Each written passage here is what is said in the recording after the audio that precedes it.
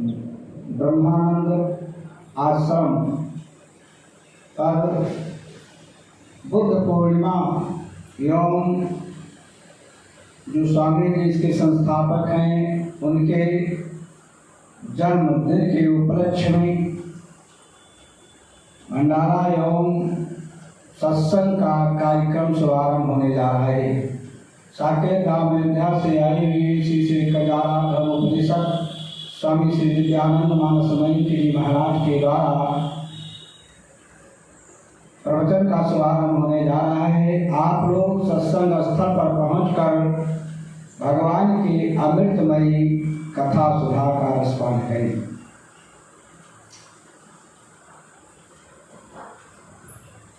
हरि ओम। श्री गणेशाय नमः। गौरी शंकराभ्यां नमः। नारायणं नमस्कृत नरं चैव नरोत्तमं देवीं सरस्वतीं व्यासं ततो जयमुदीरये। अखण्डमण्डलाकारं व्याप्तमेन चराचरं तत्पदं दर्शितं येन तस्मै श्रीगुरुवे नमः। तस्मै श्रीगुरुवे नमः। ध्यानमूलं गुरुमूर्ति पूजामूलं गुरुपदं मन्त्रमूलं गुरुवाक्यं मोक्षमूलं गुरुकृपा। मोक्षमूलं गुरुकृपा। एक बार सद्गुरुदेव भगवान की सानंद मानंद बने बसंतम आनंद कंदम महत पाप बिंदम वाराणसी नाथ मनाथ नाथम श्री विश्वनाथम शरणं प्रपद्ये। लोकाभिरामं रणरंगधीरं राजीवनेत्रं रघुवंशनाथं कारुण्यरूपं करुणाकरं तं श्रीरामचन्द्रं शरणं प्रपद्ये। मनोजवं मारुततुल्यवेगं जितेन्द्रियं बुद्धिमतां वरिष्ठं वातात्मजवानरयूथमुख्यं श्रीरामदूतं शरणं प्रपद्ये। चिताभस्मालेपो गरलमसलमधिकपटधरो जटाधारी कंठे भुजगपतिहारी पशुपति कपाली भूतेषु भजत जगदीश एक पद भी भवानी कपाली ग्रहण परिपाटी फलमिदं। जयंती मंगला काली भद्रकाली कपालिनी दुर्गा क्षमा शिवा धात्री स्वाहा स्वधा नमोस्तुते। या देवी सर्वभूतेषु मातरूपेण संस्थिता नमस्तस्यै नमस्तस्यै नमस्तस्यै नमो नमः। श्री राम राम रघुनंदन राम राम श्री राम राम भरताग्रज राम राम श्री राम राम रणकर कस राम राम श्री राम राम शरणं भव राम राम। बीड़ा को बजाती मंद मंद मुस्कराती अम्ब शारदा विशारदा को प्रथम मनाऊं मैं। दूजे भयहारी भवहारी विनायक के चरण सरोज शीस तिनको झुकाऊं मैं। करके फिर वंदना श्री अंजनी के नंदना की श्री सीताराम नाम गुणगान आज गाऊं मैं।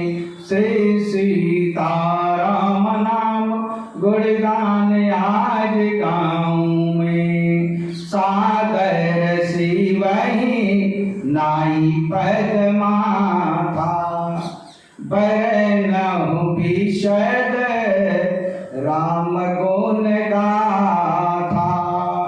बंदो तुलसी के चरण जिनकी हो जग काज। कलि समुद्र बूढ़ तलख्यो प्रकट्यु सत्य जहाज। सिया मंडवी उर्मिला सुत कीरति बरधाम। चारि सुवन चारु रतन तुलसी करत प्रणाम। राम कथा के रसिकवर भक्त लाज मत धीर। आय सुहासन लीजिए तेज पुंज कपिवीर। अपने अपने घरन की सब काहू को पीर। तुम ही पीर हर घरन के धन्य धन्य रघुवीर। जो विचरहि चरय चरमः यथा भावय अनुमान। सो ममहुर मंदिर बसो श्री शंकर भगवान। तन बल धन बल बाहुबल करई नहीं कऊ काम। एक बार सब प्रेम से बोलो जय सिया राम। सिया रामचंद्र भगवान के आनंद कंद वृंदावन बिहारी लाल के परम पूज्य गुरुदेव जी महाराज के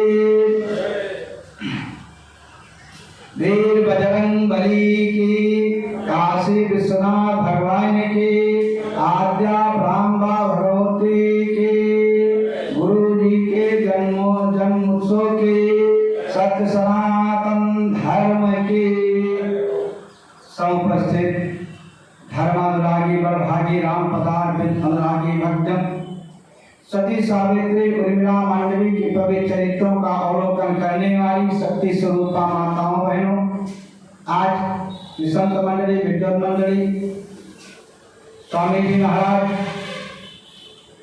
एवं भगवान की पवित्र पावन कथा सुधा का रसपान कर रहे अनंत वीर बजरंग बली हनुमान जी आराध्य ही भगवान श्री रामचंद्र जी गुरु भूत भगवान भोलेनाथ कथा सत्संग में आए हुए समय देवी देवता गण एवं बाल गोपाल प्रभु की असीम कृपा से ये पवित्र पावन सुहावन अवसर स्वामी जी के भगवान की कृपा से, क्योंकि ये न हमको पता न आपको पता, जब गुरु जी की इच्छा होती है, स्वामी जी की इच्छा होती है, तो स्वयं जो है उनको जो है यहाँ पर पहुँचना पड़ता है। इसलिए हम आप परम भाग्यशाली हैं। ऐसे पवित्र पावन सुहावन अवसर पर कि कल जो है जो आप सभी के द्वारा स्वामी जी के निर्देशन में जो प्रति महीने के जो है दूसरे रविवार को जो भंडारा और सत्संग होता है, उसमें भी पावन सो अवसर मिला और आज संयोग से गुरु जी की जो है आज जन्म दिन है, जन्मतिथि है, उसके उपलक्ष्य में ये पवित्र पावन कथा सुधा स्नान करने और कराने का पावन सो अवसर प्राप्त हुआ। इसलिए हम लोग बहुत बड़े भागी हैं, क्योंकि बाबा भोलेनाथ कैलाश पर्वत पर बैठी हुई आशक्ति प्रांबा भगवती देवी पार्वती से कहते हैं कि हे देवी, इस संसार में, माया रूपी संसार में दो प्रकार के प्राणी हैं, एक बड़भागी, एक अभागी। पार्वती ने कहा तो हे भोलेनाथ, बड़भागी के क्या लक्षण हैं, अभागी के क्या लक्षण हैं? तो बाबा भोलेनाथ ने कहा कि सुना हूं उमा ते नर बड़भागी, और जो सिया राम चरण अनुरागी। और अभागी के कौन से लक्षण हैं? का सुना हूं उमा ते लोग भागी, और हरि तई होय विषय अनुरागी। आज अयोध्या अभागी हो गई है, जंगल बड़भागी हो गया है, क्योंकि भगवान श्री राम 14 वर्ष के लिए श्री अवधाम का त्याग करके जंगल जा रहे हैं कि बड़ भागी बन अवधय भागी, अजो रघुवंश तिलक तुम त्यागी। पार्वती ने कहा हे भोलेनाथ, अगर जंगल बड़भागी हुआ तो सबसे बड़ी बड़भागी की डिग्री किसको मिली? और अगर अयोध्या भागी हुई तो अयोध्या में सबसे ज्यादा अभागी कौन हुई? बाबा भोलेनाथ ने कहा कि हे देवी पार्वती, अगर जंगल में कोई बड़भागी हुआ, सबसे बड़ी बड़भागी की उपाधि मिली तो गिरिराज जटायु को मिली, ना किसी संत को मिली, ना किसी महात्मा को मिली, ना ऋषि को मिली, ना कुछ नहीं मिले, एक पक्षी को मिली। और वो पक्षी कौन है? कि गीधा यधा में खग आमीष भोगी, गति दीनी जो जाचक जोगी। क्योंकि अंगद जी समुद्र के तट पर कह रहे हैं, अंगद के वचन हैं कि कहा अंगद विचार मन माही, और धन्य जटायु सम को नाही, कि राम काज कारण तनु त्यागी, असुरपुर गयो परम बड़भागी। परम बड़भागी की अगर उपाधि मिली तो गिरिराज जटायु को मिली। मानस में 3 सतियों का नाम आया है, नाम सती, काम सती, परम सती। नाम सती बाबा भोलेनाथ की धर्म पत्नी सती, जो अपने पिता दक्ष के यहाँ कनखल में जाकर के शरीर का त्याग किया। काम सती हैं अत्र की धर्म पत्नी अनुसुईया, वो काम सती है। और एक सती है जो परम सती है, कि परम सती असु राधे बनारी, तेही पहलता ही न जितही पुरारी। धन के 4 खंभे, जैसे एक चौकी है, उस चौकी के 4 खंभे हैं और 4 खंभों पर वो चौकी टिकी रहती है। उसी प्रकार से धर्म के भी 4 खंभे हैं। पहला धर्म का खंभा है कि धर्म न दूसर सत्य समाना, आगम निगम पुराण बखाना। दूसरा धर्म का खंभा है कि परहित सरिस धर्म नहीं भाई, अपर पीड़ा सम नहीं आधमाई। तीसरा धर्म का खंभा है कि प्रगट धर्म, तीसरा है कि परम धर्म सुट विदित हिंसा, अपर निंदा सम अघम गरीसा। धर्म का चौथा खंभा है कि प्रगट 4 पद धर्म के, कली महा एक प्रधान, इन कीन विद दीने दान करे कल्याण। तो जटायु ने धर्म का जो परहित शरीर धर्म नहीं भाई, पर पीड़ा सम नहीं अधमाई। उसके अनुसार उसने किया तो क्या हुआ कि उपकार बसा जिनके मन में, उनके परमेश्वर पायक हैं। वह भैरव भूषण भूतल का सब लोक उसे सुखदायक हैं।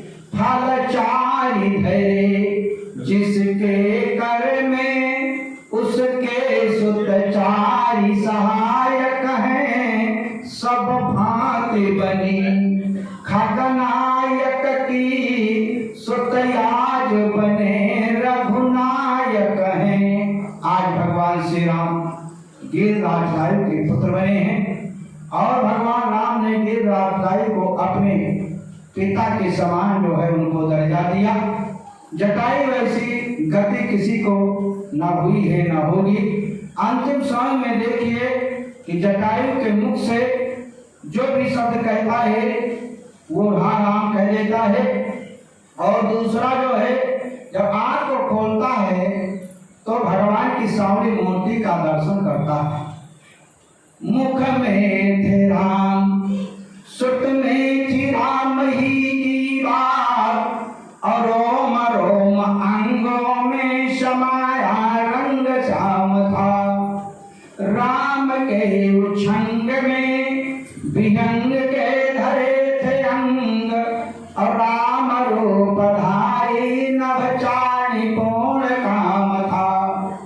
धन्य है जटायु जो अवध सुरलोक गए, अभैरव महीपति का अंत शोक धाम था। और चारों ओर राम थे विहंग के विराजमान, और भूपति के मुख एक मात्र राम नाम था। महाराज ने केवल राम राम कह करके अपने शरीर का त्याग किया, 6 बार राम का नाम लिया।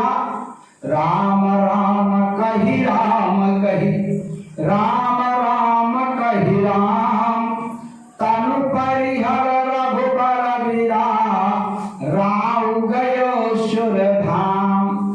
तब वो जो है वैकुंठ गए। देखिए नाम रूप लीला धाम चारों जो है जटायु को मिल रही है।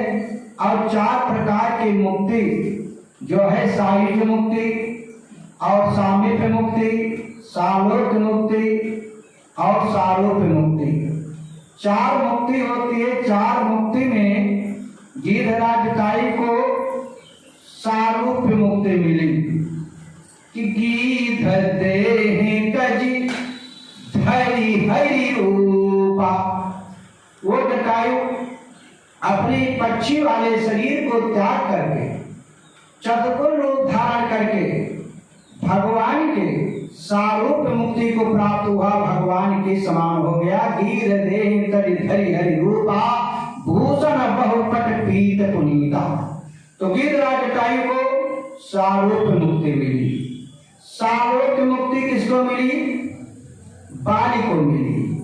बाली राम निज धाम पठावा। बाली को सालोक मुक्ति मिली, अपना लोक दिया। सायुज मुक्ति किसको मिली? लंकाधीश्वर रावण को और कुंभकर्ण को सायुज मुक्ति मिली। बाबा भोलेनाथ पार्वती से कहते हैं कि तासु तेज प्रभु बदन समाना, असुर मुनि सब ही अचंभव माना। देवता ऋषि मुनि आश्चर्यचकित हो गए। रावण की अंतरात्मा जो आत्मा थी वो निकली क्यों थी और भगवान राम में समाहित हो गई। वो सायुज मुक्ति है। पार्वती ने कहा है बोले बाबा, जीवन भर उसने परशुराम से बैर किया, सुख शांति से रहने न दिया और अंत में फिर उससे विलीन हो गया। तो भगवान शिव कहते हैं कि हे उमा, हमारे प्रभु करुणा की सागर कहे गए हैं कि उमा राम मृत्यु चित करुणा कर, अभयर भाव मोहि सुमिरत निश्चर। वो रावण जो है वैर भाव से उनका चिंतन करता था, क्योंकि जितना ध्यान जो है अपने विरोधी का रहेगा, उतना सहयोगी का नहीं रहेगा। क्योंकि भाव कुभाव अनख आलस हूँ, नाम जपत मंगल दे दसहूँ। भाव से जपो, कुभाव से जपो, अनख से जपो, आलस से जपो, किसी प्रकार से जपो, परमात्मा के शरण में रहो, कल्याण ही कल्याण होता है। अब भाव से किसने जपा, कुभाव से जप लेना, भाव सहित शंकर जप्यो, जप्यो कुभाव से भाव, कुंभकर्णयालस जप्यो, अनख जप्यो 10 भाव। और सालोक्य, सालोक्य, सायुज, सामीप्य मुक्ति में जो है वीर बजरंगबली हनुमान जी जो है भगवान के राम के पास जो है हमेशा जो है विराजमान रहते हैं। और इस प्रकार से 4 प्रकार की मुक्ति में एक मुक्ति गिरिराज जटायु को प्राप्त हुई, और बड़भागी में परम बड़भागी की उपाधि गिरिराज जटायु को मिली। अगर अयोध्या अभागी हुई तो अयोध्या में सबसे बड़ी अभागी कौन हुई? बाबा भोलेनाथ ने कहा जिनके द्वारा धराधाम पर प्रभु का अवतार हुआ, वो माता कौशल्या सबसे बड़ी अभागिनी की डिग्री में आई। पार्वती जी आश्चर्यचकित हो गई, भोलेनाथ से कहा, हे भोलेनाथ, जिनके द्वारा वो परमात्मा जबकि भगवान राम ने अपनी सारी लीला माता कौशल्या को जो है दिखाया है, और आज माता कौशल्या जो है सबसे बड़ी अभागी। जिस समय भगवान राम लक्ष्मण वन जाने के लिए तैयार हुए और माता कौशल्या से आशीर्वाद प्राप्त करने के लिए, क्योंकि भगवान राम का ये नियम था कि प्रातः काल उठकर रघुनाथा, मातु पिता गुरु नाम ही माथा। तो अपनी माता कौशल्या को प्रणाम करके आशीर्वाद लेने के लिए गए, और जब तक ये पहुंचे कि मैं उनके चरण में गिर करके प्रणाम करूं, उससे पहले माता कौशल्या प्रभु राम के चरणों में गिर पड़ी, रोने लगी। भगवान राम ने कहा, अरे माता, मैं आपसे आशीर्वाद प्राप्त करने के लिए आया था, और आप आशीर्वाद देने के बजाय आप मुझे चरणों पर गिर पड़ी। तब कौशल्या जानती हैं, क्योंकि कौशल्या को भगवान राम ने अपनी सारी लीला को बताया था, सब कुछ बताया था, मैं कौन हूँ। तो कौशल्या कहती हैं कि मैं जानती हूँ कि तुम कौन हो, कि स्वर्ग नहीं त्यागना था, त्याग यदि आए नाथ, तो क्रूर रघुवंश में न जन्म अपना था। सत्य को सराही के तुमसे सपूत त्यागे, ऐसे पिता का ना तुम्हें पुत्र कहाना था। पुत्र बन आए और भेष के गए यदि, तो जन्म विनीत तुम्हें सफल बनाना था। अब लेते लाल जन्म कई के कोख में, कौशल्या भागिनी के गर्भ नहीं आना था। ये बात गोस्वामी तुलसीदास जी ने मानस के अयोध्या कांड में लिखा कि बहुविध बिलप चरण लपटानी, परमय भागिनी आप ही रानी। राम उठाए मातुर लाई।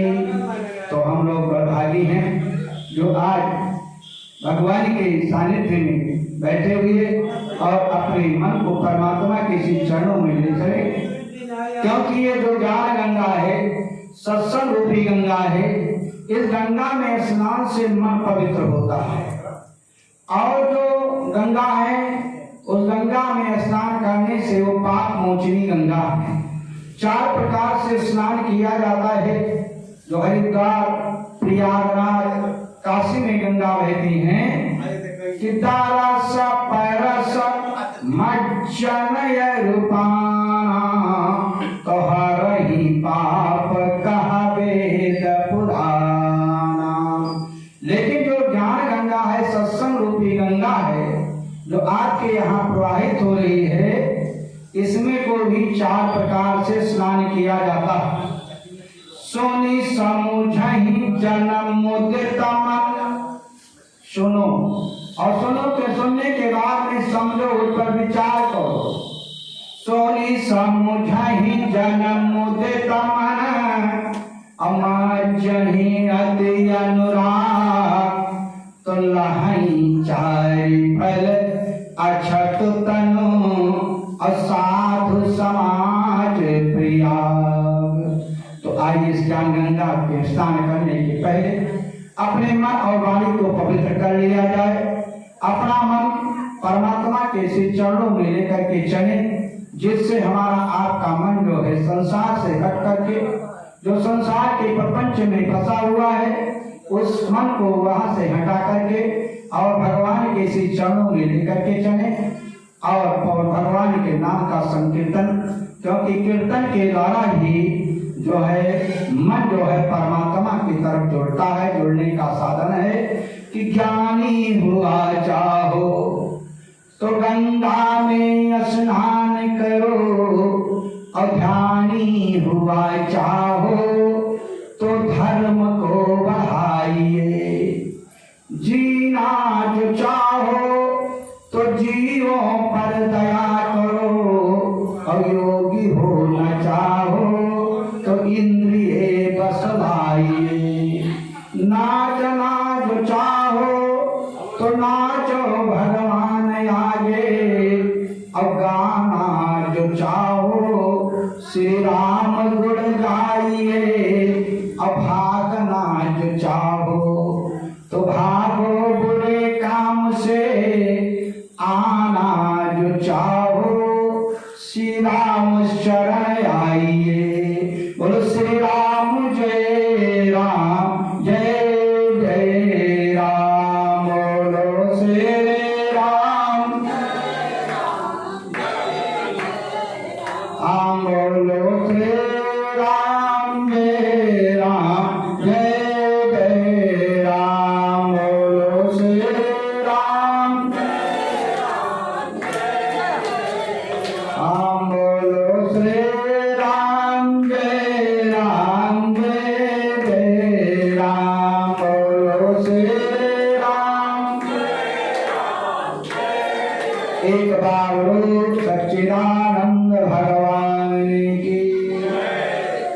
सुनि समुझहि जन्म मुदित मन, मज्जहि अति अनुराग, लहई चारि फल अछत तनु, साधु समाज प्रिया।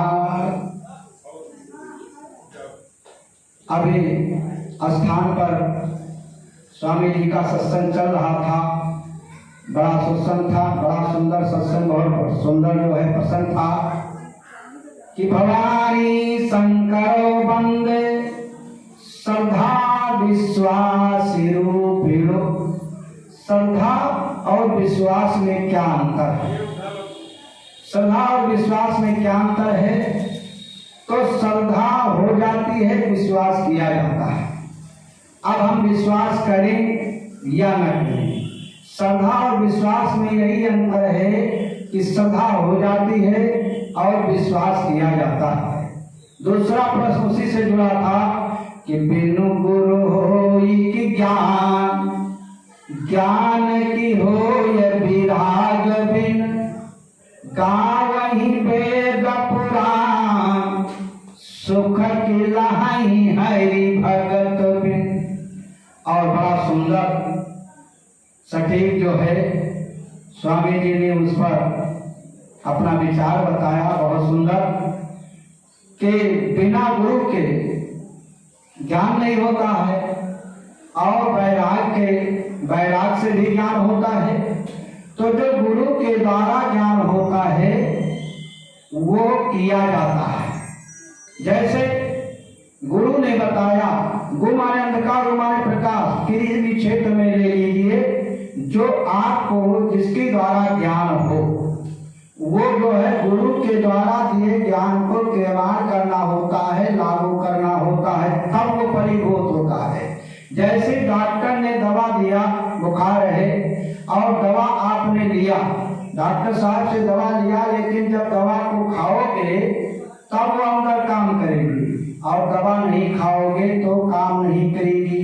तो गुरु के द्वारा जो ज्ञान होता है वो किया जाता है, और जो वैराग के द्वारा ज्ञान होता है वो हो जाता है।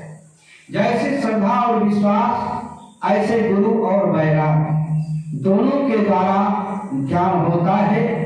इसलिए और ज्ञान कब होता है? भगवत प्राप्त, क्योंकि बिनु सत्संग विवेक न होई, और राम कृपा बिनु सुलभ न सोई।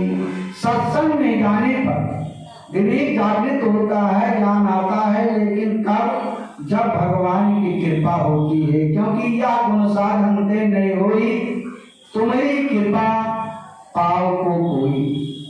सत्संग में जाने पर ही लाभ होता है, क्योंकि श्रीमद् भागवत महापुराण में सूर्य जी ने सौनक जी ने सूर्य जी से पूछा कि आहो चिराय सुंदर सिंह मृकंड तनयम जरा, या कल्पांते उर्वरितो एन ग्रस्तम इदम जगत। मृकंड के पुत्र ने कौन सा ऐसा त्याग किया, कौन सी ऐसी तपस्या किया कि अल्पायु होते हुए अमर हो गए?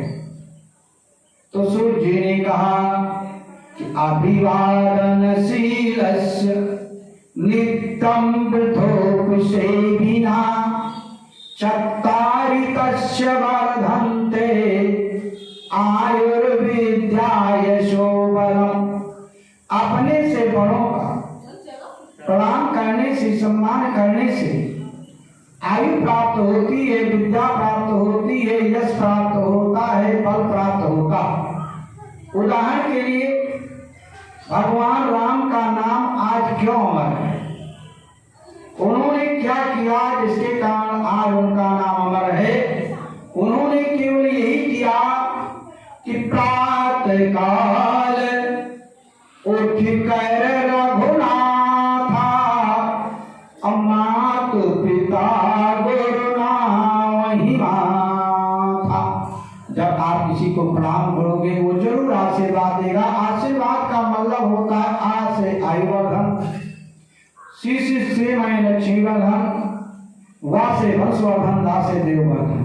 आशीर्वाद से चार चीजें प्राप्त होती हैं। मृकंड के पुत्र ने कौन सी तपस्या किया जो अल्पायु होते हुए दीर्घजीवी हो गए, अमर हो गए। भगवान शिव की पवित्र पावन नगरी काशीपुरी, जो काशीपुरी बाबा भोलेनाथ को बहुत प्रिय है, और जिस काशीपुरी के चरणों को गंगा जी हमेशा पखारती। देखिए, वही गंगा जी प्रयागराज में है, और वही गंगा हरिद्वार में है, वही गंगा काशी में है। तो हरिद्वार से लोग गंगा जल लाते हैं, प्रयागराज से गंगा जल लाते हैं, लेकिन काशी से कोई गंगा जल नहीं लाता है। क्यों? वही गंगा है जो हरिद्वार और प्रयाग में है, वही काशी में है, लेकिन काशी से कोई गंगा जल नहीं लाता। प्रयागराज से लाएंगे, हरिद्वार से लाएंगे, लेकिन जो है काशी से नहीं, क्योंकि काशी मुक्ति क्षेत्र है। वहां पर जो जल में रहने जीव वाले हैं वो भी मुक्ति के लिए हैं। मुक्ति जन्म महिजान, ज्ञान खान अघान करे, जहां बस शंभु भवान, सो काशी से ये कसना। ऐसे काशीपुरी में, जिस काशीपुरी के चरणों को गंगा जी स्वयं पखारती हैं, अयोध्यापुरी के चरणों को सरजू पखारती हैं, और मथुरा के चरणों को जमुना जी पखारती हैं। जिस काशीपुरी के बारे में कहा गया है कि गंगा तरंग रमणीय जटा कलापम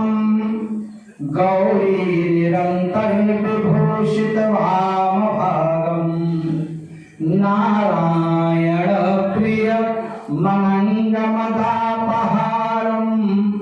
वाराणसीं पुरपतिं भज विश्वनाथम। ऐसी बाबा विश्वनाथ की नगरी काशीपुरी में एक ब्राह्मण रहते थे जिनका नाम था मृकंड। मृकंड ब्राह्मण बहुत बड़े ज्ञानी, सब कुछ ब्राह्मण कर्म को करने वाले, लेकिन सब कुछ उनको था लेकिन कोई संतान नहीं थी। एक दिन ब्राह्मण देवता गंगा में दशाश्वमेध घाट पर स्नान करने के बाद में बाबा विश्वनाथ को जल चढ़ाने के लिए जा रहे थे। रास्ते में किसी ने देखा और कह दिया, आज सुबह सुबह ऐसे व्यक्ति का मुंह देख लिया कि हमारा दिन न जाने कैसे गुजरे। ये बात ब्राह्मण देवता ने सुन लिया और वो बाबा भोलेनाथ के दरबार में न जाकर के लौट करके गंगा की तरफ गए और कहा, जब लोग मेरा मुख देखना पसंद नहीं करते हैं तो ऐसे संसार में रहना बिल्कुल बेकार है। उनको वैराग्य हो गया कि जब कोई हमारा मुख देखना अशुभ मानते हैं तो ऐसे संसार में मैं रह करके क्या करूं, और अब इसी गंगा में डूब करके अपने प्राणों को दे देंगे। जैसे ब्राह्मण देवता गंगा में कूदने के लिए चले कि देवर नारद जी पहुंच गए। देवर नारद ने कहा, ब्राह्मण देवता ये क्या करने जा रहे हो? अरे काशी में तुम्हें वास मिला, उत्तम घराने में ब्राह्मण में जन्म हुआ, वेद वेदांत सब कुछ जानते हुए, और तुम गंगा में डूबने आत्महत्या करने जा रहे हो। ब्राह्मण देवता ने कहा कि आज मैंने ऐसे वचन सुना है जो मेरे हृदय में घाव कर रहा है कि संसार के लोग जब मेरा मुख देखना नहीं पसंद करते हैं तो मैं ऐसे संसार में रहकर के क्या करूं। तब देवर नारायण ने कहा कि ब्राह्मण देवता, अगर तुम आत्महत्या करोगे तो तुमको प्रेतायोन मिलेगी, इसलिए ऐसा न करो। बहुत समझाया, इन ब्राह्मण देवता के ऊपर कोई असर नहीं पड़ा। देवर नारायण ब्राह्मण देवता को समझाने लगे कि बड़ी कृपा भगवान ने कीनी, अमानुष देह तुम्हें दई दीनी। अब न रतन पाई गयो बहुराई, अदीन प्रभु के आस भुलाई। कई कई कर्म नीच होई जाई, माँ दोष प्रभु के नाई। और जिस पुत्र के लिए निसंतान के वचन होने का वचन सुन करके तुम गंगा में कूदने आत्महत्या करने जा रहे हो, कौन किसका पिता है, कौन उसका पुत्र है? का माता पिता पुत्र अर्धंगी, ये सब है सारथ के संगी।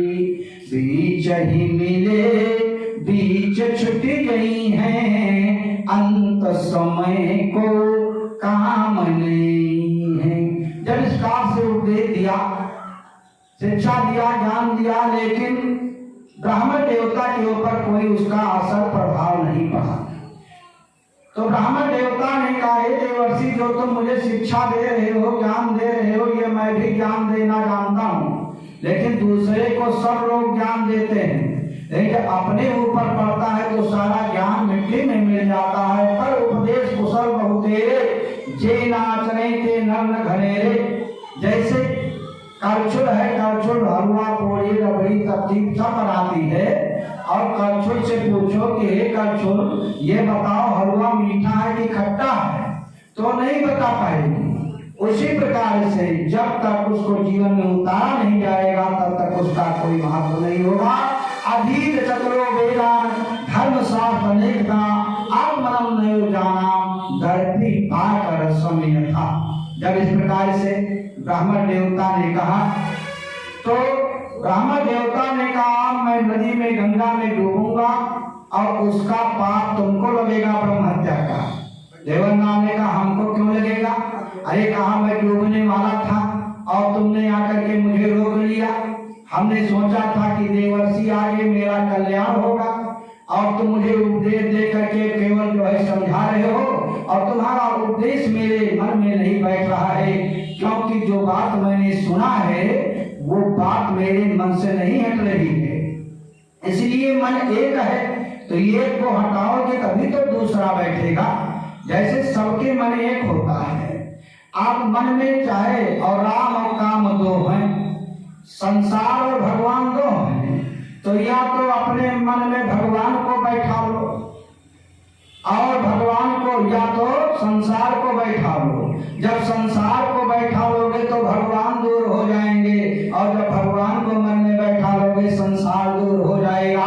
क्योंकि जब मैं था तब है ही नहीं, अब हम हरि न आए। जहाँ राम तहाँ काम नहीं, और जहाँ काम नहीं राम, और तुलसी दोनों की राहें रवि रजनी इकट्ठा। सूर्य और रात्रि एक जगह नहीं रह सकते हैं, उसी प्रकार से कामना और भगवान एक जगह नहीं रह सकते हैं। आप काम का अर्थ है कामना से, आपने कामना किया, आपने इच्छा किया, कामना पूर्ति हो गई तो आपके अंदर लोभ आ जाएगा। क्योंकि एक कामना नहीं, कामना अनेक हैं। जब कामना पूर्ति हो गई, जैसे आपके पास फूस का घर है और खप्पर बन गया, तो आपकी इच्छा होगी अब पक्का हो जाए। क्योंकि जिन प्रतिलाभ लोभ अधिकाई, तो आपके अंदर लोभ होगा। और अगर कामना की पूर्ति नहीं हुई तो क्रोध होगा। काम क्रोध मद लोभ सब नाथ नरक के पंथ, सब काम से होंगे। अगर कामना पूरी होती गई लोभ होगा। और नहीं को अस जन्मा जगमाही, प्रभुता पाई जाए मद नहीं। और जब आपके अंदर प्रभुता हो जाएगी, ऐश्वर्यवान हो जाएंगे, तो आपको घमंड हो जाएगा। तो इससे बचने के लिए क्या है? राम भजन बिनु मिटहि की कामना। भगवान के भजन के बिना कामना नहीं मिट सकती है। अगर कामना को मिटाना है तो परमात्मा की शरण में जाना होगा। जब इस प्रकार से समझाया तब देवनाथ ने कहा, रुको, हम अपने पिताजी से तुम्हारे बारे में पूछते हैं। देवनाथ ने ब्रह्मा जी से डोरी में डोरी लगाया और कहा, पितामह ये बताओ, जो काशी में मृकंड ब्राह्मण है, इसके कोई संतान है कि नहीं है? ब्रह्मा जी ने कहा, देवर्षि, उसके 7 जन्म में कोई संतान नहीं है। तो ब्रह्मा की बताई हुई बात को देवनाथ ने कहा, हे ब्राह्मण देवता, संतान की कामना को छोड़ करके जा करके तुम भगवान का भजन करो। और क्योंकि ये मानव शरीर बड़े भाग से मिला है, देवताओं को भी दुर्लभ है, और तुम इस मानव शरीर को आत्महत्या करके जो है और इस नदी में डूब करके शरीर का त्याग कर रहे हो, और तुम्हारे 7 जन्म में कोई संतान नहीं है, ऐसा ब्रह्मा जी ने कहा। तब तो ब्राह्मण देवता ने कहा कि अब मैं डूबूंगा और तुमको सारा पाप लगेगा। कहा, क्यों? बात हमारी समझाना, हमारा बात मानो न मानो खुशी आपकी, हमको क्यों ब्रह्म हत्या का पाप लगेगा? ब्राह्मण देवता ने कहा, तुमको ब्रह्म हत्या का पाप इसलिए लगेगा कि मैं इसी जन्म के लिए परेशान था कि लोग कह रहे हैं, और तुमने 4 जन्म आगे मेरा दुख बढ़ा दिया, इसलिए तुमको पाप लगेगा। तब देवनाथ जी बड़े चक्कर में पड़ गए। देवनाथ ने कहा, हे ब्राह्मण देवता, एक ऐसे देवता हैं जो ब्रह्मा की लिखी हुई लेखनी को काट सकते हैं कि ब्रह्मा का लेख मिटा सकते, इतना भारी अधिकार उन्हें, इस कारण से ही महादेव कहता सारा संसार उन्हें। बाबा भोलेनाथ ऐसे देवता हैं जो ब्रह्मा की लिखी हुई लेखनी को काट सकते हैं। और यही सूत्र जो है देवनाथ ने देवी पार्वती को बताया था, मैना से कहा था कि जाओ तप करहीं कुमारी तुम्हारी, अभावी मिट सकहीं त्रिपुरारी। तो देवनाथ ने कहा, हे ब्राह्मण देवता, जिस दिन अंधेर पाक की 13 हो, दिन सोमवार हो, रोहिणी नक्षत्र मिल जाए, उस दिन जाकर के बाबा भोलेनाथ की पूजन अर्चन वंदन करना। और भोले बाबा अगर खुश हो जाएंगे तो तुम्हारे कष्ट का निवारण हो जाएगा, बाकी कोई उपाय नहीं है। देवन नारद ने ब्राह्मण देवता को भोले बाबा की पूजन की विधि बताया। किस प्रकार से जाकर के तुम सुमुहूर्त आने पर पूजन करना। देवन नारद ने ब्राह्मण से व देवता से कहा कि जल के चढ़ाए से जमपुरी से उभार ले, चावल के चढ़ाए चक्रवर्ती कई देत हैं। चंदन के चढ़ाए से 14 बख्शीश दे, दीप के जलाए अष्ट दीप दई देत हैं। भांगवा धतूर के चढ़ाए निजपुरी दे, अपेल के चढ़ाए सदा संग लई लेत हैं। हर हर कहे शिव हरे कलेश सब, अकाल के बजाए शिव निहाल कई देत हैं। जब इस प्रकार से बताया, देवनाथ जी चले गए। सुमुहूर्त आने पर ब्राह्मण देवता सारी सामग्री लेकर के बाबा विश्वनाथ के दरबार में पहुंचे, पूजन अर्चन किया। इसके बाद में हाथ जोड़ करके निवेदन करने लगे कि विश्वनाथ मम नाथ पुरारी, त्रिभुवन महिमा विदित तुम्हारी। हे नाथ, आप इसके नाथ हैं, आपकी महिमा अपरंपार है, आपसे कुछ छुपा नहीं है। जिस उद्देश्य से मैं आया हूं। भोले बाबा खुश हो गए और भोले बाबा उसी बाबा विश्वनाथ के दरबार से आवाज आई, आकाशवाणी हुई कि हे विप्र जाग वरदान मांग, जो मांगेगा सो पाएगा। आज मैं तुम्हारी पूजा अर्चना से बहुत खुश हूं और जो कुछ मांगना हो मांगो। वैसे तो ब्राह्मण देवता लोग भोले बाबा का पूजन अर्चन करने के लिए जाते थे, लेकिन उस दिन भोले बाबा इसलिए खुश हो गए कि आज ये ब्राह्मण जो है एक संत के निर्देशन में मेरा पूजन करने के लिए आया है, देवनाथ के निर्देशन में पूजा करने आया है, इसलिए जो है वो खुश हो गए। क्योंकि वैसे अपने आप जो कर रहे हैं कोई बात नहीं, लेकिन जब गुरु के निर्देशन में जो करेंगे तो उसका काफी गुना महत्व बढ़ जाता है। इसलिए देवा नारद जी भोले बाबा खुश हो गए और ब्राह्मण देवता ने स्वर नहीं कहा बल्कि कहा कि सो तो मजानो अंतर्यामी, पुरवरुनाथ मनोरथ स्वामी। हे नाथ, जन जन की बात को आप जानते हैं और मेरे मन की बात को जानते हैं, आपसे कुछ छिपा नहीं है, स्पष्ट नहीं कहा। भोले बाबा जान गए कि ये पुत्र के लिए, संतान के लिए परेशान है और संतान की कामना से आया है। यह तो ब्रह्मा की लेखनी में इसकी 7 जन्म में कोई संतान नहीं है, लेकिन उसी लिए आया है। और भोले बाबा तो बिल्कुल भोले हैं, भक्तों के लिए भोले हैं और दुष्टों के लिए भाले।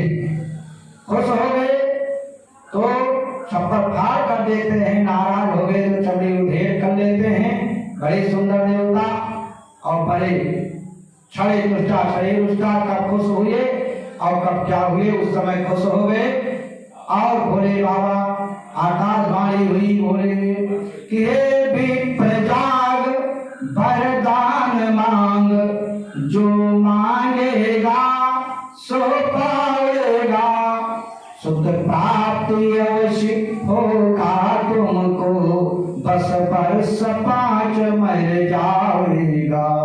सुख प्राप्ति अवश्य होगा तुमको, बस वर्ष 5 मर जाएगा। भोले बाबा ने कहा जाओ, तुम्हें पुत्र मिलेगा, लेकिन जब 5 वर्ष का होगा, 5 वर्ष तक उसकी आयु मैं दे रहा हूं, क्योंकि ब्रह्मा की लेखनी में तुम्हारे कोई संतान नहीं है।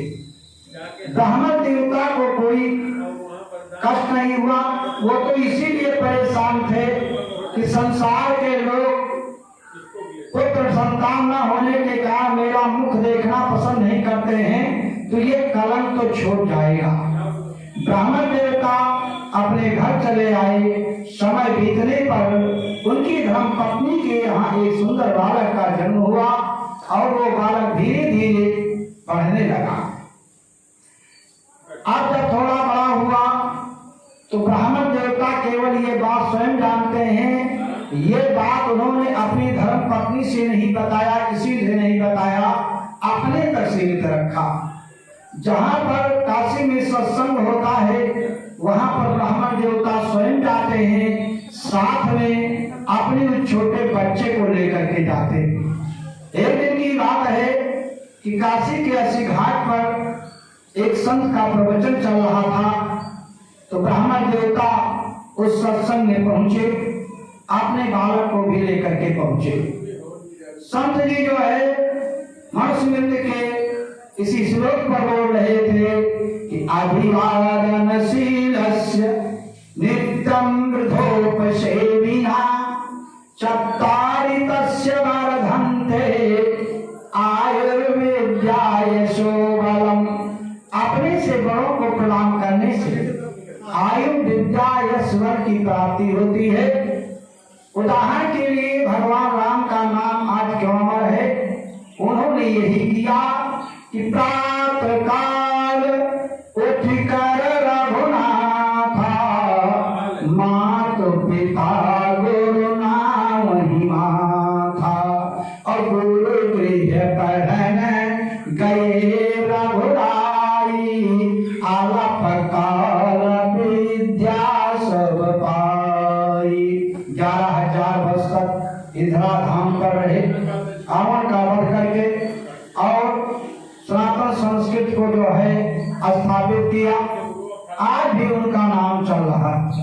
सभी भक्त जैसे आप लोग बैठे हैं सुन रहे हैं, इसी प्रकार से सब लोग सुन रहे थे और ब्राह्मण देवता का वो बालक भी बैठा हुआ सुन रहा था। बिन सत्संग विवेक न होई, राम कृपा बिन सुलभ न सोई। भगवान की कृपा हुई और ये सत्संग उसके मन में जो है बैठ गया कि अपने से बड़ों का प्रणाम करने से अभिवादन से लक्षण विधोप से बिना तत्काल तस्य वर्धन्ते आयु विद्या शोभला।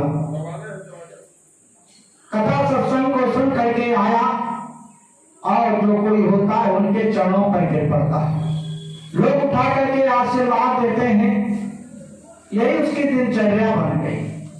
एक दिन की बात है कि सप्तऋषि सभी तीर्थों का भ्रमण करते हुए काशीपुरी में बाबा विश्वनाथ का दर्शन करने के लिए जा रहे थे और ब्राह्मण के द्वार से ही हो करके रास्ता था। 7 ऋषि उनके द्वार से निकले। वो बालक द्वार पर बैठा हुआ था। 7 ऋषियों को आते हुए देख करके वो घर में घुसा नहीं, बल्कि उनके चरणों में गिर करके और प्रणाम करने लगा।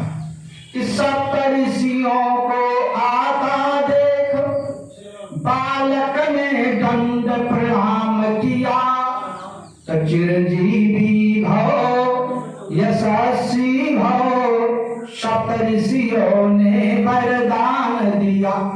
बेटा चिरंजीव भव यशस्वी भव आशीर्वाद देने लगे। तब ब्राह्मण देवता अपने घर से निकले, 7 ऋषियों को लेकर प्रणाम किया और हाथ जोड़ करके कहा, हे सप्तऋषियों, तुमने जो इस बालक को अभी चिरंजीव और यशस्वी होने का आशीर्वाद दिया है, ये चिरंजीव नहीं है। इसकी आयु केवल 5 वर्ष की है और सारी अपनी आयु को भोग चुका है। केवल 3 दिन से बचा हुआ है 5 बार पूरा होने में, और 3 दिन के बाद में काल के गाल में चला जाएगा। ऐसा आशीर्वाद भोले बाबा का स्वयं दिया हुआ है और आपने अभी अभी चिरंजीव यशस्वी का आशीर्वाद दे दिया। अब तो सप्तऋषि बड़े चक्कर में पड़ गए। सप्तऋषियों ने कहा कि हे ब्राह्मण देवता, जब तुम इतने ज्ञानी हो, इतने जानकार हो, तुम्हें किसी प्रकार का कष्ट नहीं है, तो इस बालक को मुझे दे दो। इस बालक को ले जाऊंगा, प्रयास करूंगा, बचा लूंगा। नहीं समझ लीजिए, जैसे आप परसों जाना वैसे आज चला सोचा कि जब मैं संतान के लिए परेशान था, कष्ट था, तो मुझे एक संत मिले देवर नारद, और उनके द्वारा मेरा कल्याण हुआ।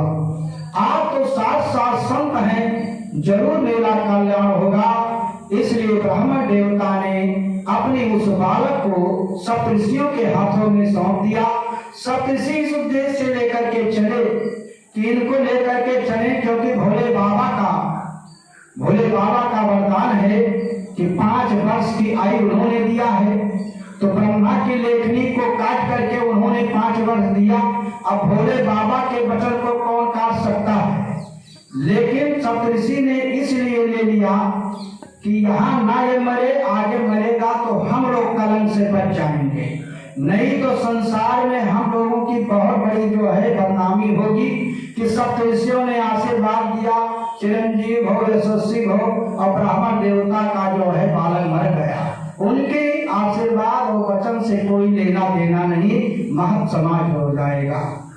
जिस समय सप्तऋषि उस बालक को लेकर के और जा करके गंगा में स्नान कराए, बाबा विश्वनाथ का दर्शन करा करके जैसे काशीपुरी से बाहर निकले तो देखा आकाश मार्ग से देवनाथ जी बेड़ा को बजाते हुए समस्त तीर्थों का भ्रमण करते हुए बाबा भोलेनाथ की नगरी काशीपुरी में आ रहे हैं।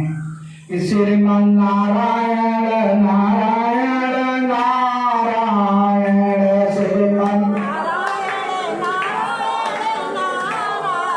सरजो तेरा जो ध्यान गरी, सरजो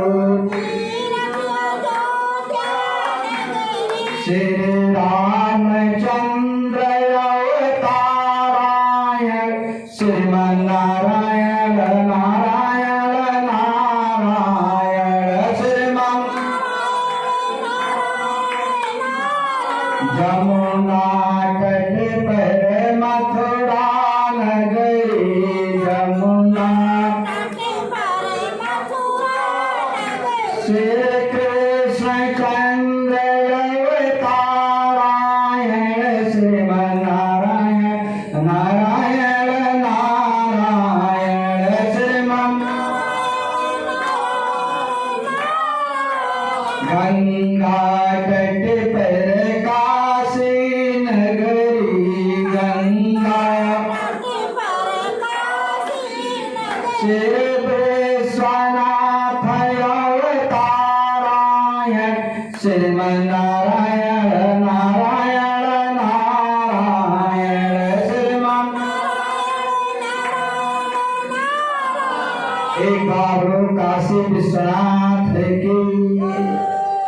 देवनाथ को सप्तऋषियों ने देखा, कहा बेटा वो जो बाबा आ रहे हैं, तो जैसे तुमने हमारे चरण को पकड़ा था ऐसे इनके चरण को पकड़ना, और जब चिरंजीव वाला आशीर्वाद देंगे तभी छोड़ना, और जो आशीर्वाद देंगे तो नहीं छोड़ना। बालक तो सत्संग संस्कारी था ही, सत्संग में जाता था। इसलिए जब देवर नारद जी पहुंचे तो बालक ने क्या किया कि बालक ने जाकर देवर्षि के चरणों में दंड प्रणाम किया। तो चिरंजीवी भव यशस्वी भव देवर्षि ने वरदान दिया। देवर्षि ने कहा चिरंजीव भव यशस्वी भव। सप्तऋषियों ने कहा कि देवर्षि सोच समझ कर आशीर्वाद दिया कि वैसे कोरम पूरा करने के लिए जैसे पाई लागी जियो, नव पाई लागे नव जीव लेके था, ठीक है, कोरम पूरा हुआ। देवनाथ ने कहा नहीं जानते हैं मिसान हो देवरी सभान, ये देवर्षि के आशीर्वाद हैं जो कभी मिथ्या नहीं हो सकते हैं। जबान से निकली गोली, बंदूक से निकली गोली वापस नहीं आती है, इसलिए जो कह दिया सो कह दिया।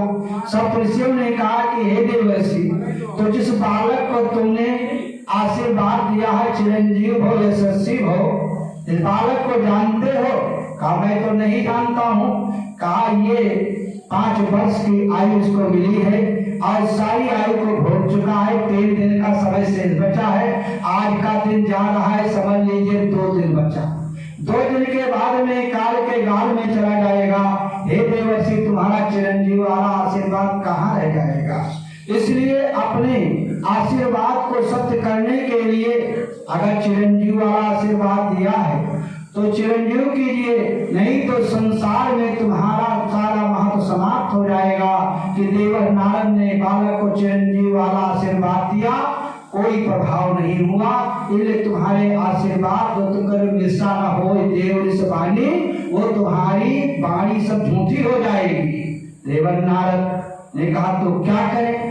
सप्तऋषियों ने कहा अरे आपको क्या कहना, आपके पिताजी ब्रह्मा जी ही आयु का लेखा जोखा करते हैं, तो जाओ अपने पिता ब्रह्मा जी से कह दो कि जहाँ पर इसकी आयु अपनी रजिस्टर में 5 वर्ष लिखे हैं उसके आगे 1 जीरो बढ़ाएं 50, 2 जीरो बढ़ाएं 500, 3 जीरो बढ़ाएं 5000, केवल शून्य बढ़ाना है और कुछ नहीं करना है। चाहे 1 शून्य बढ़ाओ चाहे 10 शून्य बढ़ाओ, शून्य बढ़ाना है, आयु स्वयं बढ़ती चली जाएगी।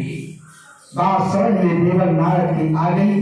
देवर नारद उस बालक को लेकर ब्रह्मलोक को चल दिए। सप्तऋषि छूट गए, देवर नारद जी फंस गए। देवर नारद जी लेकर के जब ब्रह्मलोक में पहुंचे तो इस बालक से कहा बेटा ये पितामह बैठे हैं, इनके चरणों पर अपना मस्तक रख देना और जब चिरंजीव वाला आशीर्वाद देंगे तभी इनका चरण छोड़ना। बालक जा करके क्या करता है कि बालक ने जाकर ब्रह्मा के चरणों में मस्तक टेक दिया। चिरंजीवी भव यशस्वी भव विधिना ने यह वरदान दिया। ब्रह्मा जी ने अपने चारों मुखों से कहा कि बेटा चिरंजीव भव यशस्वी हो। देवनाथ ने कहा पितामह सोच समझ कर आशीर्वाद दिया कि वैसे चारों मुख से बोले हो, सोच लो, कहा जो कह दिया सो कह दिया। बात क्या है। देवर नारायण ने कहा पितामह आज से 5 वर्ष पहले मैंने आपसे पूछा था उस ब्राह्मण के बारे में कि उसके कोई संतान है कि नहीं। तब आपने कहा था कि उस ब्राह्मण के 7 जन्म में कोई संतान नहीं है, 3 जन्म भोग चुका है, 4 जन्म और नहीं संतान रहेगा। तो फिर उसने जाकर के भोले बाबा की तपस्या किया, तो भोले बाबा ने खुश होकर के उस ब्राह्मण को 5 वर्ष का बालक दिया। एक पितामह एक बार तो आप चूक गए और अब की बार अगर चूक गए तो संसार में तुम्हारी कोई पूजा अर्चना नहीं करेगा, क्योंकि संसार स्वार्थी है। संसार कहेगा हम ब्रह्मा की पूजा क्यों करें, उनके वचन का कोई विश्वास नहीं है। ब्राह्मण के पुत्र को कहा चिरंजीव भव यशस्वी भव, न चिरंजीव कर पाए न यशस्वी कर पाए, तो इधर तुम्हारी पूजा अर्चना नहीं होगी। तो ब्रह्मा ने कहा कि तो देवर्षि बताओ हम क्या करें, तुमने ला करके मुझको फंसा दिया। देवनाथ ने कहा पितामह मैं चल रहा हूँ, दक्ष प्रजापति का मुझे श्राप है, ज्यादा समय नहीं रुक सकता। पितामह ब्रह्मा ने कहा अरे देवर्षि फंसा कर जा रहे हो तो कुछ उपाय तो बता दो। देवनाथ ने कहा पितामह अपना रजिस्टर उठाओ और जहाँ पर 5 वर्ष लिखा है उसके आगे 1 शून्य बढ़ाओ 50, 2 शून्य बढ़ाओ 500, 3 शून्य बढ़ाओ 5000, केवल शून्य बढ़ाना होगा, आयु स्वयं बढ़ती चली जाएगी। ब्रह्मा जी ने कहा यह नहीं होगा। कहा क्यों। कहा कि जिस दिन छठी के दिन जो है मैं जीव के कर्म के अनुसार उसका सब कुछ लिख देता हूँ, उसके बाद फिर जो कुछ विधि ना लिख दिया छठी रात के राई तरे नतिल घटे रहु जीवन संक। तो फिर उसमें हम काट पे नहीं कर सकते हैं। तो कहा आप जानो तुम जानो तुम्हारा काम जाने। पितामह ब्रह्मा ने कहा हे देवर्षि अगर मैं तुम्हारे कहने से मैं अपने रजिस्टर में इसकी आयु के आगे मैं शून्य बढ़ा दूं तो हमारे शून्य बढ़ाने से कुछ नहीं होगा, क्योंकि सबका कार्य क्षेत्र अलग है। हमारा कार्य है सृष्टि की रचना करना और विष्णु का कार्य है पालन पोषण करना, भोले बाबा का कार्य है संहार करना। तप बल जग विध सृजई विधाता और तप बल विष्णु भय परिपाता और तप बल शंभु करई संहारा। तो हमारे आयु बढ़ाने से आयु नहीं बड़ी होगी, क्योंकि उसका 5 वर्ष के बाद में उसका राशन पानी सारी व्यवस्था बंद हो जाएगी। अब भोले बाबा तो संहार करता है, संहार कर डालेंगे। तो मेरे बहाने न बहाने से क्या होगा? जैसे आप हाई स्कूल फेल हैं, लेकिन अपने अंक पत्र पर इंक रोमन लगा करके आप यूपी टॉप का नंबर लिख लो, तो क्या यूपी टॉप का काम करेगा? नहीं कर सकता है। नहीं, सब लोग अपने मार्कशीट पर खूब नंबर लेकर के और बढ़िया पास हो जाते हैं। वही बात तब देवरनाथ ने कहा, अच्छा पितामह ये बताओ कि तुम राजी हो सच्चे मन से कि नहीं? पितामह ने कहा, देवर्षि मुझे जो कुछ भी करना हो वो मैं कर दूंगा, लेकिन अगर हमारे करने से हो जाए तो। देवरनाथ ने कहा, तो चलो अब हमारे साथ चले, वैकुंठ को चलो। अब देवरनाथ जी ब्रह्मा जी को उस बालक को लेकर के वैकुंठ में पहुंचे और देवरनाथ ने कहा, बेटा ये जो बैठे हैं इनके चरणों में अपने सिर को रख देना और जब चिरंजीव वाला आशीर्वाद देंगे तभी छोड़ना।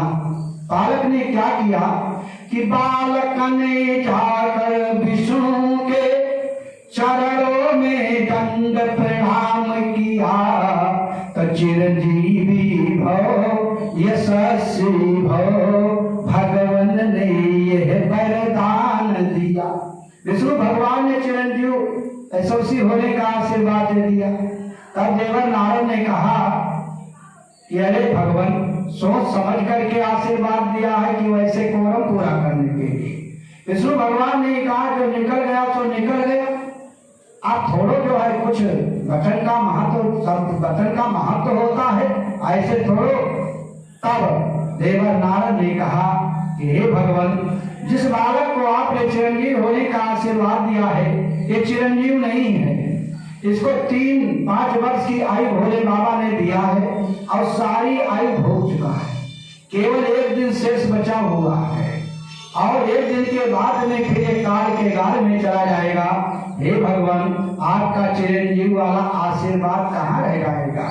इसलिए संसार में आप जो है अगर अपने वचन को सत्य करना है तो इस बालक को चिरंजीव कीजिए, नहीं संसार में आपकी पूजा अर्चना बंद हो जाएगी। संसार के लोग कहेंगे कि हम ऐसे देवता की पूजा अर्चना क्यों करें जिसके आशीर्वाद और श्राप का कोई महत्व भी नहीं है। तब विष्णु भगवान ने कहा, देवर्षि क्या करें, उपाय बताओ। देवरनाथ ने कहा, पितामह बैठे हैं, आप बैठे हैं, दोनों आपस में विचार विमर्श करके अपने अपने रजिस्टर में इसके आगे जो 5 वर्ष लिखे हो ना, उसी के आगे शून्य बढ़ाते जाओ, आयु बढ़ती जाएगी। अब जितना सुन तुम लोगों की इच्छा हो उतना बढ़ा दो, समझ लीजिए उतना परोपकार हो गया, उसकी आयु बढ़ गई। विष्णु भगवान ने कहा, देवर्षि हमारे शून्य बढ़ाने से क्यों नहीं, कुछ नहीं होगा, क्योंकि भोले बाबा संहार करता है और वो समय पर संहार कर डालेंगे, तो इसलिए हमारे बढ़ाने और न बढ़ाने से क्या होगा। तब देवरनाथ ने कहा, भगवान आप सच्चे मन से तैयार हैं कि नहीं? कहा, हम सच्चे मन से तैयार हैं, लेकिन अगर उसका कोई महत्व हो तब तो, और वैसे हम उसको लिख दें तो क्या होगा। कहा, तो चलो हमारे साथ। देवरनाथ जी, ब्रह्मा जी, भगवान विष्णु और उस बालक को लेकर के बाबा भोलेनाथ की नगरी वहां पर जो है कैलाश पर पहुंचे। जब कैलाश पर पहुंची तो देखा भोले बाबा की अखंड समाधि लगी हुई है।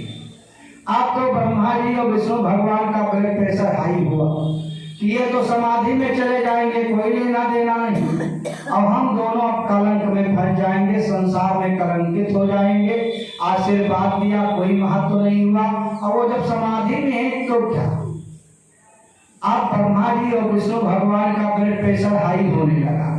देवर नारद ने कहा उस बालक से कि हे बेटा, ये जो बैठे हैं भोले बाबा, इनके चरणों में अपना मस्तक रख देना और उठना नहीं जब तक इनकी समाधि न टूटे, जब तक चिरंजीव वाला आशीर्वाद न दे। और ब्रह्मा और विष्णु भगवान के मुख को देखा कि बिल्कुल सूखा गया है, पीला हो गया है। तब देवरनाथ ने कहा, हे भगवान आप दुखी मत हो, जो आप सोच रहे हो कि संसार में मैं कलंकित हो जाऊंगा।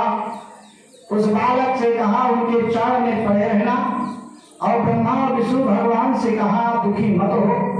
अगर ये बालक भोले बाबा के चरण शरण में पड़ा था, अब भोले बाबा की समाधि नहीं टूटी और इसने समय बीतने पर अपने शरीर का त्याग किया तो संसार के लोग कहेंगे कि वो बालक भोले बाबा के चरण सामने पड़ा रहा, भोले बाबा नहीं बचा पाए और सारा कलंक भोले बाबा के ऊपर जाएगा, आप दोनों बेकार में परेशान हो रहे हो। तब ब्रह्मा और विष्णु भगवान का ब्लड प्रेशर सामान्य हुआ और कहा, वाह देवर्षि, तुम संत हो, अगर फंसाना जानते हो तो छुड़ाना भी जानते हो। अब बालक ने जाकर के क्या किया कि बालक ने जाकर भोले के चरणों में दंड प्रणाम किया। अब उस बालक ने जाकर जैसे भोले बाबा के चरणों में अपना मस्तक रखा, उसी समय भोले बाबा की समाधि टूट गई कि बीते संवत सहस्र शतासी तजी समाधि शंभु अविनाशी। भोले बाबा 1 वर्ष का संकल्प लेकर के जो है समाधिस्थ हुए थे और समाधि टूट गई। राम राम का सुमिरन करने लगे और आंख को नहीं खोला, राम राम का सुमिरन करते हुए उस बालक के सिर पर अपना हाथ रख दिया और आशीर्वाद देने लगे कि बालक ने जाकर भोले के चरणों में दंड प्रणाम किया तो चिरंजीवी भव यशस्वी भव और घर दानी ने वरदान दिया। भोले बाबा ने कहा, चिरंजीव हो, यशस्वी भव, आंख नहीं खोला। देवनाथ ने कहा, मालूम पड़ता है भोलेनाथ माता जी ने काशी की बूटी ज्यादा खोल कर पिला दिया। भोले बाबा ने जब आंख को खोला तो देखा ब्रह्मा जी विष्णु भगवान को देखा, एक बालक उनके चरण पर पड़ा। भोले बाबा ने कहा ब्रह्मा जी से कि तुम अपना ब्रह्मलोक छोड़ करके क्यों चले आए, तुम अपना वैकुंठ छोड़ करके क्यों चले आए। ब्रह्मा विष्णु ने भोले बाबा को हाथ जोड़कर निवेदन किया, भोले बाबा जब देवर्षि नारद जी सुख से बैठे थे तब तो बैठे। भोले बाबा ने कहा, देवर्षि क्यों परेशान कर दिया इन दोनों को। देवनाथ ने कहा कि भोले बाबा हम एक सर्टिफिकेट दुनिया को देना चाहते थे। दुनिया के लोग मुझसे पूछते थे संसार के कि ब्रह्मा विष्णु महेश इन तीनों देवताओं में सबसे बड़ा देवता कौन है। तो हम एक महादेव की डिग्री लिए हुए घूमते थे कि हम संसार को बता दें कि ब्रह्मा विष्णु महेश तीनों में महादेव कौन है, सबसे श्रेष्ठ देवता कौन है। इसलिए मैंने किया। दूसरी बात, मेरे मन में इच्छा हुई कि तीनों देवताओं का, ब्रह्मा विष्णु महेश, आप तीनों देवताओं का एक साथ में दर्शन करूं, इसलिए ऐसा किया। भोले बाबा ने कहा, ये बालक कौन है जो मेरे चरण पर पड़ा है। देवनाथ ने कहा, हे भोले बाबा, ये बालक आपका दिया हुआ लाल है। आज के 5 वर्ष पहले आपने काशी में एक मृगन नाम के ब्राह्मण थे और 12 ज्योतिर्लिंगों में जो आपके विश्वनाथ के नाम से ज्योतिर्लिंग है काशीपुरी में, वहीं पर आपकी पूजा अर्चना उस ब्राह्मण ने किया। आपने खुश होकर के 5 वर्ष का बालक उसको दिया। तो हे भोलेनाथ, एक तरफ आपके आशीर्वाद से आपके ही वचन है जो 5 वर्ष की आयु भोग चुका है। आज इसका 12 बजे रात्रि में 5 वर्ष समय पूरा हो रहा है, तो 5 वर्ष 12 बजे रात्रि को ये संसार छोड़ देगा। दूसरी तरफ आपके ही वचन है, आपके आशीर्वाद हैं। अभी आपने कहा है कि चिरंजीव हो यशस्वी हो। हे भोले बाबा, दोनों वचन आपके हैं और दोनों आशीर्वाद में आपको एक आशीर्वाद मानना पड़ेगा, लागू करना पड़ेगा और एक को खारिज करना पड़ेगा। अब मर्जी आपकी कि आप 5 वर्ष वाला मानते हैं या चिरंजीव वाला यशस्वी वाला मानते हैं, ये आपके ऊपर निर्भर है। आज देवनाथ ने भोले बाबा को फंसा दिया उन्हीं के द्वारा और भोले बाबा खुश हुए। कहा, देवनाथ तुम वास्तव में संत हो, अगर फंसाना जानते तो छुड़ाना भी जानते। आज तुम इस बालक को ला करके मेरे वचन के द्वारा, मेरे आशीर्वाद से 2 आशीर्वाद दिला करके और मुझको स्वयं फंसा दिया। आप कह रहे हो मर्जी आपकी 5 वर्ष वाला तो 12 बजे चला जाएगा, और चिरंजीव वाला आशीर्वाद लगाओ तो चिरंजीव करो। अब इसे मार डालो या छोड़ दो, ये तो आपके ऊपर है, अब आप जैसी इच्छा हो। भोले बाबा थोड़े समय तक बैठे रहे। इसके बाद में ब्रह्मा जी से कहा तुम ब्रह्मलोक जाओ, विष्णु भगवान से कहा तुम वैकुंठ जाओ, और देवनाथ ने कहा हे देवर्षि, जहां तुमने इतना कष्ट सहा, मेरे पास तक पहुंचा दिया, तो अब ये तो मर नहीं सकता, लेकिन कर्म करना पड़ेगा, संसार को दिखाना पड़ेगा। इसलिए इस बालक को लेकर के तुम जहां से लाए हो वहीं ले जाओ, काशीपुरी में ले जाओ। आज महाशिवरात्रि का दिन है और तमाम भक्त लोग मेरे विश्वनाथ के नाम से मशहूर जो ज्योतिर्लिंग है वहां पर बेलपत्र धतूरा इत्यादि चढ़ाए। पुजारी के पास ले जाकर के इसको मंदिर में बैठा देना, और मेरा जो पंचाक्षर मंत्र है वो नमः शिवाय, इस मंत्र का जाप करता रहे मुख से। हाथ से जो बेलपत्र धतूरा फूल इत्यादि भक्तों ने चढ़ाया है वो मेरे लिंग के ऊपर चढ़ाता रहे। मुख से पंचाक्षर अक्षर टूटने न पावे और हाथ से कार्यक्रम बेलपत्र धतूरा छूटने न पावे, तब तो मैं बचा लूंगा, अन्यथा कोई उपाय नहीं। देवर नारद जी उस बालक को लेकर काशीपुरी में पहुंचे, बाबा विश्वनाथ के मंदिर में बैठा दिया। कहा बेटा, इतना जो कर्म अभी तक मैंने किया, एक संत होने के कारण मैंने किया। अब तुमने सुना जो भोले बाबा ने कहा, अब तुम यहीं पर बैठो, पंचाक्षर मंत्र का जाप करो, और जो बेलपत्र धतूरा है इसी के ऊपर चढ़ाते रहो। मुख से पंचाक्षर मंत्र टूटने न पावे, हाथ से बेल धतूरा फूल छूटने न पावे, तब तो तुम बच जाओगे, और अगर लापरवाही किया तो नहीं बचोगे। तुम्हारे ऊपर है क्यों कर्म प्रधान, विश्व करी राखा, और जो जस करे स्वतस फल चाखा। अरे तुम्हारे ऊपर है। देवनाथ जी चले गए, फाटक बंद हो गया। 5 वर्ष का बालक बाबा विश्वनाथ के दरबार में बैठा हुआ पंचाक्षर मंत्र का जाप कर रहा है, और जो बेलपत्र धतूरा फल है वो बाबा विश्वनाथ के ऊपर समर्पित कर रहा है। वो बालक काशीपुरी में बाबा विश्वनाथ के दरबार में बैठा है, और हम लोग आज जो है स्वामी जी के दरबार में बैठ करके अपने मन को श्री चरणों में लेकर के विश्वनाथ का दर्शन किए हैं। नहीं तो जहाँ पर विश्वनाथ आपके यहाँ विश्वनाथ हैं, वही जो है बाबा भोलेनाथ का ध्यान करें, पंचाक्षर मंत्र का जाप करें।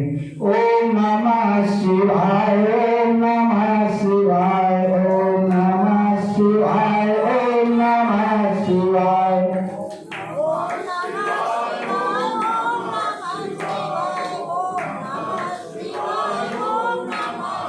ओम नमः शिवाय, ओम नमः शिवाय, ओम नमः शिवाय, ओम नमः शिवाय, ओम नमः शिवाय, ओम नमः शिवाय, ओम नमः शिवाय, ओम नमः शिवाय, ओम नमः शिवाय, ओम नमः शिवाय, ओम नमः शिवाय, ओम नमः शिवाय।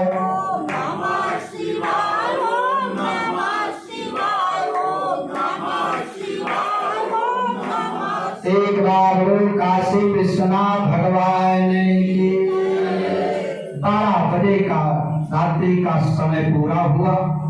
विधि के विधान को बदलते हुए देखकर यम के दूत आए, लेकिन उनकी हिम्मत नहीं पड़ी, क्योंकि भोलेनाथ के दरबार में बैठा हुआ वो जो है उनके शरण में है। इसलिए यमदूत लौट करके संयमनी नगरी को गए और यमराज से कहा कि मेरी हिम्मत नहीं पड़ी। विधि के विधान को बदलते हुए देखकर यमराज भैंसे पर सवार होकर के स्वयं बाबा विश्वनाथ के नगरी में पहुंच गए, और उस बालक के गले में अपना यमफांस छोड़ दिया। जब यमफांस पड़ा तो 5 वर्ष के बालक ने यमराज के रूप को देखा, डरावनी रूप को देखकर डर गया, थर थर कांपने लगा, और कोई नहीं ठाकुर नहीं देखा, वही बाबा विश्वनाथ की ज्योतिर्लिंग थी। उसी लिंग को लपट करके और रोने लगा कि आशुतोष तुम अवधर रानी, आरती हर हो देना जनुदानी। और जैसे लिखता तैसे क्या हुआ कि प्रगटे तुरत तहाँ त्रिपुरारी। भोले बाबा प्रकट हो गए। क्यों? क्योंकि उस बालक को उस ज्योतिर्लिंग पर जो है विश्वास हो गया, तभी सब पकड़ करके निपट गया। क्योंकि बिन विश्वास भगति नहीं, तही बिनत बहिन राम। और राम के पावन सपनों जीवन लहबे श्याम। भोले बाबा प्रकट हो गए और अपना त्रिशूल यमराज के ऊपर तान दिया। यमराज ने हाथ जोड़ करके कहा, भोले बाबा आपके दिए हुए समय के अनुसार इसने अपनी आयु को पूरा कर लिया है। यह तब मेरे दो लौट गए, उनकी हिम्मत नहीं पड़ी तो मुझे स्वयं आना पड़ा, इसलिए मैं इसे ले जा रहा हूँ। भोले बाबा ने कहा, तुम्हारी हिम्मत कैसे हुई जो यहाँ तुम चले आए? तो यमराज ने कहा, भोले बाबा आपका बनाया हुआ नियम है कि आया है सो जाएगा, राजा रंग फकीर। कोई सिंहासन चढ़ी चला, कोई बांधत जात जंजीर। कहा ये नियम तो है, लेकिन पहले इसके गले से फंदा निकालो। यमराज ने कहा, ठीक है भोले बाबा, मैं इसके गले से अपना फंदा निकाल रहा हूँ और यम के पद से इस्तीफा भी साथ दे रहा हूँ। कहा क्यों? कहा जब आप ही कानून का उल्लंघन कर रहे हो तो सब लोग ऐसे करेंगे, इसलिए जो है शासन व्यवस्था में हो जाएगा, इसलिए मैं अपने पद से इस्तीफा कर रहा हूँ। भोले बाबा ने कहा, मैं नियम का उल्लंघन नहीं कर रहा हूँ, विधान का उल्लंघन नहीं कर रहा हूँ। यमराज ने कहा, और क्या कर रहे हो? भोले बाबा ने कहा, ये बताओ कि ये बालक सृष्टि की रचना में है ही नहीं, क्योंकि ब्रह्मा की लेखनी में उस ब्राह्मण के 7 जन्म में कोई संतान नहीं थी। मैंने खुश होकर के उस ब्राह्मण को 5 वर्ष की बालक को 5 वर्ष की आयु दिया, तो वो 5 वर्ष जो है मैंने अपने समय में से दिया और हमारा समय आप निकाल लीजिए। फिर जो है तो भोलेनाथ का दिन जो है बहुत होता है। कल जो सतयुग द्वापर त्रेता ये 4 चतुर्युग होते हैं और 4 चतुर्युग बीतने पर मनवंतर होता है, 14 मनवंतर होते हैं। फिर इंद्र की आयु 100 वर्ष और ब्रह्मा जी के एक दिन में 100 इंद्र और रात्रि में 100 इंद्र। इस प्रकार से ब्रह्मा जी की आयु 100 वर्ष बताई गई है और विष्णु भगवान के एक दिन में 1000 ब्रह्मा, एक रात में 1000 ब्रह्मा। इस प्रकार से विष्णु भगवान की आयु 100 वर्ष। भोले बाबा ने कहा, हमारा 5 वर्ष निकाल लीजिए। यमराज ने उसके गले से फंदा निकाल लिया और वो बालक अमर हो गया। आगे चल करके वही बालक मार्कंडे ऋषि के नाम से विख्यात हुआ, जो आज अमर है। तो बिनु सत्संग विवेक न होई, और राम के पावन सुलभन सोई। बिनु सत्संग न हरि कथा, तेहि बिन मोहन भाव। मोह गई बिनु राम पद, होय न ग्रह अनुराग। मिलई न रघुपति बिनु अनुरागा, किए जोग जप ज्ञान विरागा। आइए दो बार प्रभु का नाम तत्पश्चात स्वामी जी के द्वारा आप आशीर्वाद प्राप्त करें। बोलो श्री राम जय राम, जय जय राम। बोलो श्री राम जय राम, जय जय राम। सिया रामचंद्र की, सच्चिदानंद भगवान की, काशी विश्वनाथ भगवान की, आज्ञा ब्रह्मा भगवती की, वीर बजरंग बली की, स्वामी जी महाराज की, आज के आनंद के, सत्य सनातन धर्म के